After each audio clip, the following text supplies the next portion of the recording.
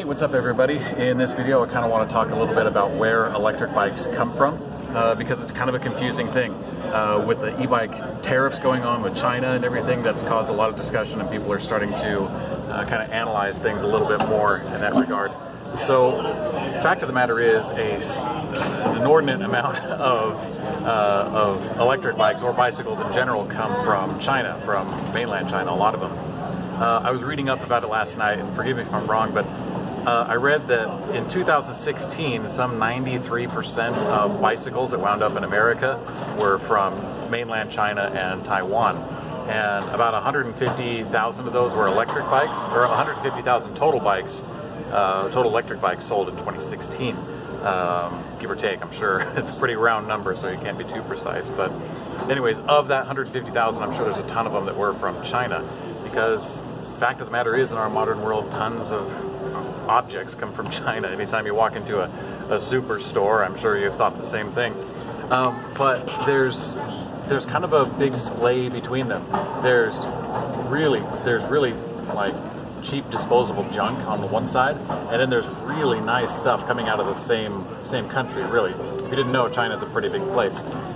Some companies will just get the cheapest bare bones thing that they can pawn off and sell, and then it breaks down and that's no good. And then on the other hand, coming from China also, you have companies that have an exclusive contract to manufacture just one bike for one company.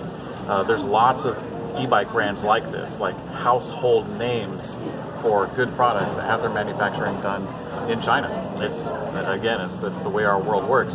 So what is it that incentivizes this? You know, why is it that a Chinese company might make one kind of bike and not another kind of bike?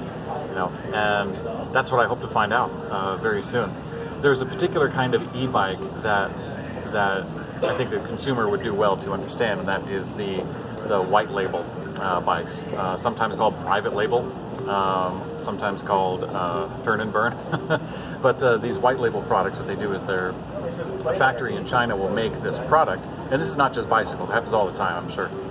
Hopefully you can kind of get a whim of this, but a factory in China will make one particular will make electric bikes, you know, a line of 4 or 5 or 10 or something.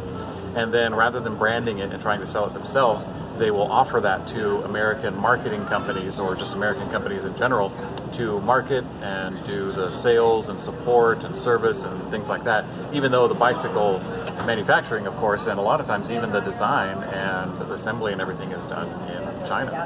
And that's pretty common. That's a big reason why a lot of the electric bikes that you see look the same. That's why a company from ABC has a bike that looks so similar to company XYZ or ABC, and it's a pretty common thing.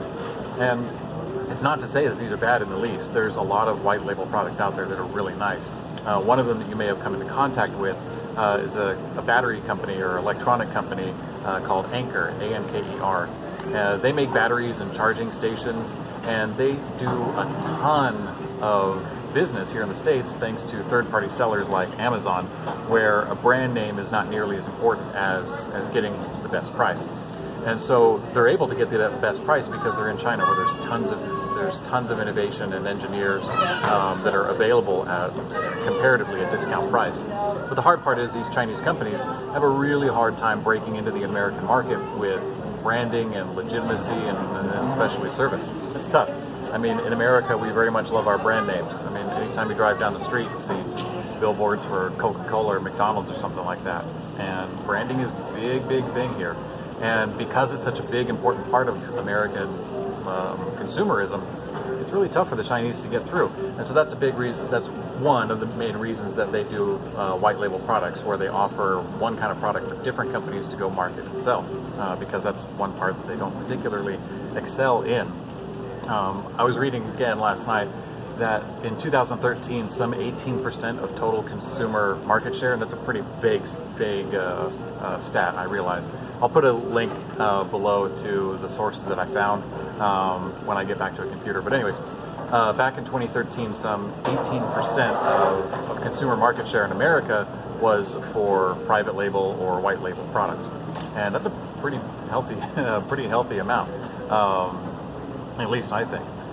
So again, kind of going back to the questions that I was asking before, what incentivizes a company to do something like this? What incentivizes them to make a good product versus a disposable product, we'll put it that way, a disposable product versus a high-end product versus something that's kind of like in the middle, like something that they can offer to other people.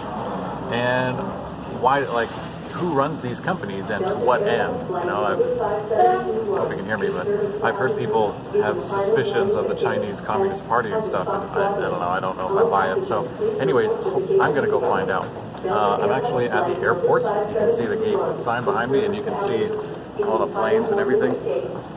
I'm at the airport. I am going to get ready to go to China exactly to interview and talk to companies that do exactly this. I'm going to go talk to at least one bike company and 4 other companies that do support products for it. So there's one bike company, there's also a company that does controllers, displays, frames. I'm going to go interview these people, go inside the factories, see what it's like, and ask them a lot of questions.